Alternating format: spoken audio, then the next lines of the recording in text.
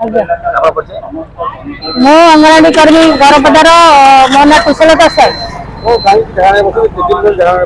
आम 8 दफा दाबी लेकिन धरना बसीचु। प्रथम दाबी है सरकारी मान्यता आमको प्रदान कर जदि सरकारी मान्यता नदेवे आमको मासिक कर्मी भौणी मान 18,000 टंका एवं सहायिका मान 9,000 टंका दरमा देवा आमर दाबी। आउ द्वितीय दाबी है आमर 6 जन भौणी 17 मसीह संग्राम करके कार्य बहिष्कृत सरकार बेनियम भाव में पुनर्नियुक्ति कर। तृतीय दाबी है आमको मासिक पेंशन 5,000 टंका दि जाए रिटायर्ड बेले एवं 5 लाख टंका दि जाए जदि नदेवे रिटायर्ड बेनिफिट आमर जदि मृत्युकालीन कह गोटे मृत्यु हो गला 5 लाख टंका प्रदान कर।